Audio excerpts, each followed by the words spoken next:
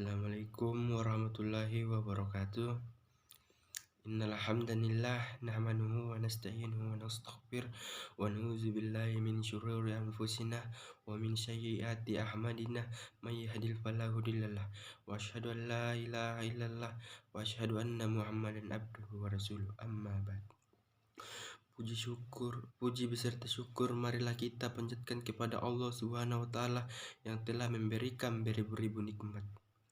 Tidak lupa sholawat dan salam tercurahkan kepada Nabi Muhammad SAW, keluarganya beserta sahabat. Semoga kita semua mendapat syafaatnya dan mendapat petunjuk hingga hari kiamat nanti. Adapun judul ceramah yang akan saya bawakan pada malam hari ini yaitu membumikan ajaran Islam. Secara filosofi, agama itu merupakan keyakinan seorang akan eksistensi Tuhan.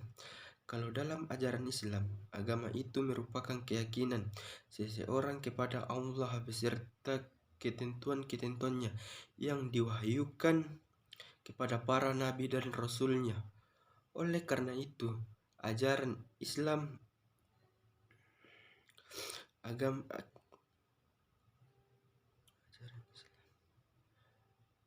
bersifat samawi atau langit, berdasarkan wahyu. Namun demikian, sifat samawi dari Islam harus diturunkan ke bumi.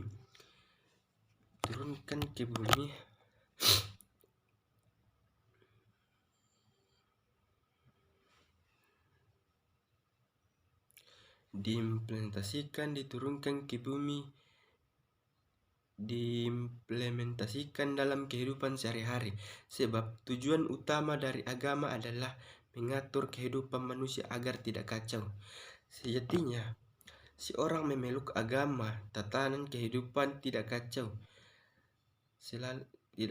selalu tertib, aman dan nyaman. Tetapi dalam kenyataannya terkadang bertolak belakang. Ketaatan terhadap agama dilaksanakan, namun kehidupan semakin kacau. Ustaz dan agamawan muncul di mana-mana, tapi sulit dicari untuk yang benar-benar soleh. Demikian pula kajian ilmu berdasarkan agama muncul di mana-mana, mengajak orang untuk bertobat baik dan jujur, tapi yang tumbuh subur malah kemaksiatan, kejahatan dan kebohongan. Tak selalu salah jika Jean-Jacques Rousseau, seorang filosofi, mengatakan, semakin banyak orang pandai, semakin sulit dicari orang jujur.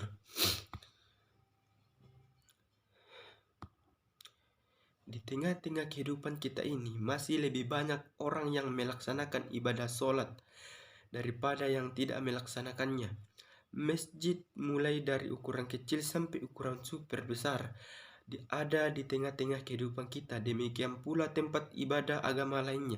Tapi mengapa tatanan kehidupan kita dari hari ke hari malah mendapat keribetan dan keributan daripada mendapatkan ketertiban, ketenteraman dan kenyamanan? Terdapat dua analis sederhana untuk menjawab pertanyaan-pertanyaan tersebut.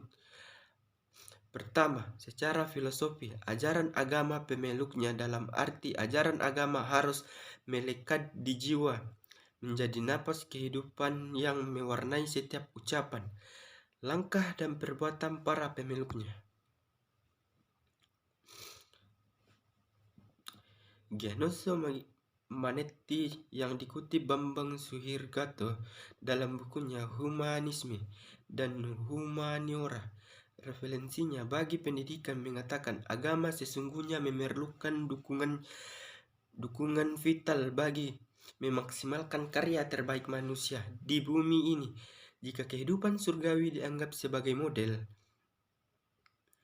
ideal kehidupan, maka itu mestinya berarti bahwa kehidupan di dunia ini haruslah diubah menjadi semakin surgawi. Jika analis Gianoso tersebut kita sederhanakan terhadap agama kita, maka dapat ditafsirkan ajaran Islam yang mulia harus menjadi ruh kehidupan, mewarnai setiap ucapan, langkah dan perbuatan kita. Apapun yang kita lakukan harus bernilai demi kemuliaan Islam yang berimbas kepada kemuliaan diri dan lingkungan kita sebagai upaya mencapai keridhaan Allah. Suatu ketika sahabat bertanya kepada Rasulullah SAW, "Ya Rasulullah, manakah yang tertolong orang berperang di jalan Allah? Apakah orang yang berperang karena ingin disebut pemberani, orang yang berperang karena fanatisme kesukuan, atau orang yang berperang karena ria? Manakah yang tertolong kepada perang di jalan Allah?" Membela kemuliaan agama Allah, Rasulullah SAW menjawab, "Mereka yang berperang karena semata-mata menegakkan agama Allah, dialah yang tertolong. Fisabilillah." Hadis riwayat Bukhari Muslim, Imam Nawawi Al-Sayyid, hadis nomor 8. Hadis tersebut sangat jelas sekali. Amal perbuatan kita akan bernilai surgawi, dihargai Allah apabila memiliki dorongan karena Allah. Dengan kata lain, ajaran Islam harus selalu mewarnai yang menjadi ruh dalam aktivitas keseharian kita. Kedua, Gurdjieff Alport, seorang psikolog, mengatakan terdapat dua macam cara beragama, yakni ekstrinsik dan intrinsik. Orang yang beragama secara ekstrinsik adalah orang yang melaksanakan agama berdasarkan tampilan luar saja. Terkadang agama hanya dimanfaatkan untuk pencitraan agar dianggap sebagai orang taat dan soleh. Tak sedikit pula yang menjadikan agama sebagai aksesoris kehidupan demi meraih keuntungan bisnis. Sementara beragama secara intrinsik adalah cara beragama yang menjadikan ajaran agama sebagai ruh dan nafas kehidupan dan harus berpengaruh terhadap diri sendiri, orang lain, dan lingkungan hidupnya. Rasulullah SAW memberikan penghargaan tinggi kepada Ummu Mahjan R.A., seorang perempuan tua yang miskin. Ketika ia meninggal, Rasulullah SAW menyatakan dan mendoakan apa yang menjadi penyebabnya. Ia merupakan sosok perempuan yang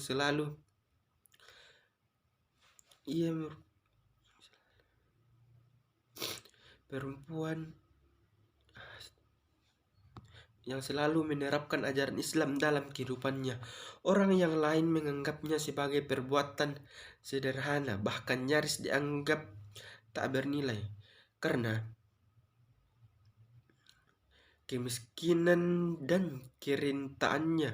Ummu Mahjan hanya bisa bersedekah dengan tenaganya, yakni membersihkan masjid Rasulullah SAW selama ia hidup. Ia tak ada selembar daun pun yang mengotori masjid Rasulullah SAW.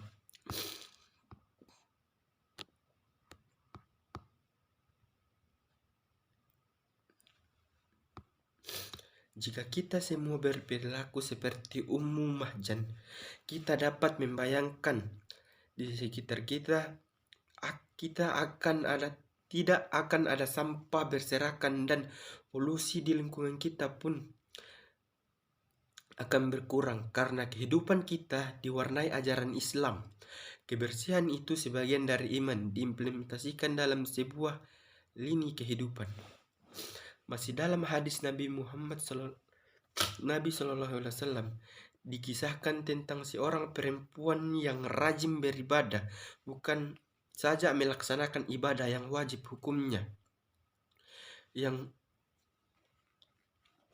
sunat pun ia laksanakan. Malam-malam dihiasi sholat tahajud dan siangnya dihiasi sholat tahajud dan siangnya dihiasi sunat. Namun sayang, ia tak bisa menjaga lisannya. Ia senang beribadah dibarengi dengan kesenangannya menyakiti tetangga. Lisannya selalu basah dengan bacaan zikir, seraya dibarengi pula dengan basahnya lisan karena menceritakan kejelekan orang. Kelak dia akan berada di neraka. Demikian jawaban Rasulullah SAW kepada para sahabat yang menanyakan kedudukan perempuan tersebut. Dalam Al-Quran, surah Al-Ma'un ayat 7, yang artinya seorang yang rajin beribadah masih tergolong kepada orang yang mendustakan agama dan akan celaka manakah ia memberikan anak-anak yatim menderita, menghardik, mencerca dan mengambil hak-hak orang miskin dan tidak mau berbagi makanan dengan mereka. Secara bahasa Islam itu artinya selamat menyelamatkan dan memberi kedamaian. Ajaran Islam akan terasa selamat, menyelamatkan dan memberikan kedamaian manakah Islam dipahami dan diamalkan secara ekstrinsik dan intrinsik. Nilai-nilai ibadah kita yang selangit dipraktikkan dalam kehidupan sehari-hari. Ajaran Islam tidak melayang-layang di langit, tapi dibawa turun ke bumi, diamalkan dalam kehidupan sehari-hari agar semua makhluk di muka bumi ini merasakan Islam itu nyata, rahmatan lil alamin, membawa kedamaian, keselamatan dan kemaslahatan bagi semua alam. Demikianlah apa yang bisa sampaikan. Kurang lebihnya mohon dimaafkan. Wabillahi taufiq wal hidayah. Wassalamualaikum warahmatullahi wabarakatuh.